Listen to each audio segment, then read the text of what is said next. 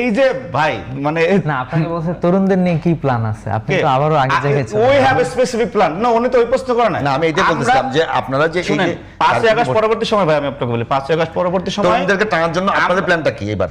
মনে হয় 4 কোটি ভোটার, আমি বিশ্বাস করি 4 কোটি ভোটার যদি কোন দিকে টার্ন করে, যে সেখানে যারা ভালো করবে, এই 4 কোটি ভোটার 3 ভাগে ভাগ করি, এখানে যারা লিড নেবে তারা জাতীয় নির্বাচনে ভালো করবে, সেইটাকে ঠিক করার জন্য দেখেন বাংলাদেশে মূল সমস্যা কি? বেকার সমস্যা।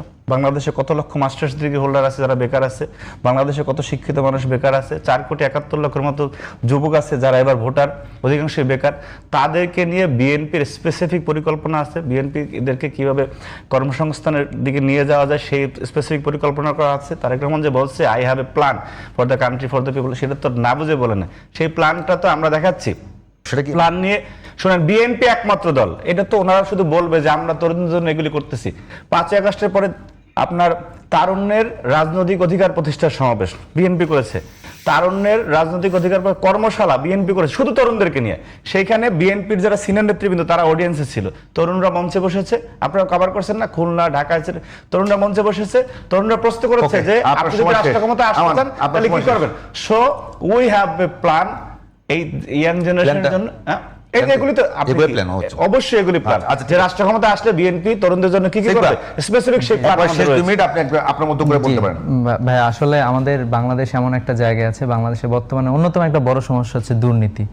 আমরা মনে করছি যারা দুর্নীতির সাথে জড়িত তারা আসলে বাংলাদেশের পরিবর্তনটা সেভাবে নিয়ে আসতে পারবে না।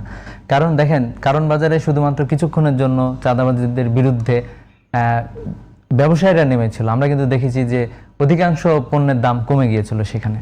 তার মানে বাংলাদেশের মানুষ অতিষ্ঠ। গ্রাম থেকে একটা পণ্য যেটার দাম 10 টাকা গ্রামে, সেটাই এসে ঢাকায় 110 টাকা হয়ে যায়।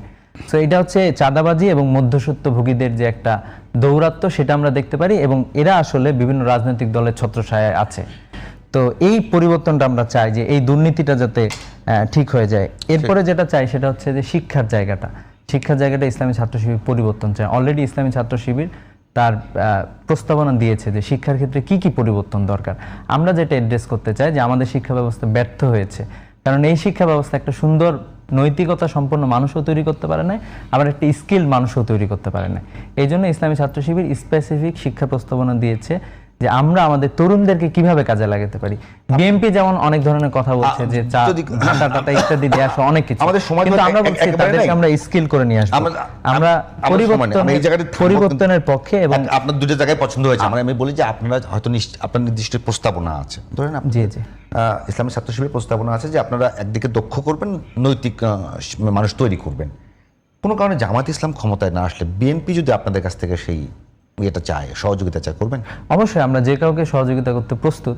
আর বর্তমান সরকারও যদি চায় যে ইসলামী ছাত্র শিবিরের সব এজেন্ডা রেডি আছে। ধন্যবাদ, আমাদের সময় একেবারে শেষ। এই বাংলাদেশই তো মূলত চাই। ধন্যবাদ, শেষ করছি। একটা বিষয় আমরা চাই, সেটা হচ্ছে যে তরুণ সমাজ যাতে করে মাথা উঁচু করে দাঁড়াতে পারে, বাংলাদেশের যাতে মাথা উঁচু থাকে এবং সারা বিশ্বে বাংলাদেশ যাতে একটা গুরুত্বপূর্ণ দেশ হিসাবে স্থাপিত হয়, এটাই মূলত ইসলামী ছাত্র শিবির। ধন্যবাদ শেখ বাদুল্লাহ শেখ, ধন্যবাদ আমানুল্লাহ আমান। দর্শক, আজ এখানেই শেষ করছি সোনালী লাইফ ইন্স্যুরেন্স সংবাদ সংলাপ।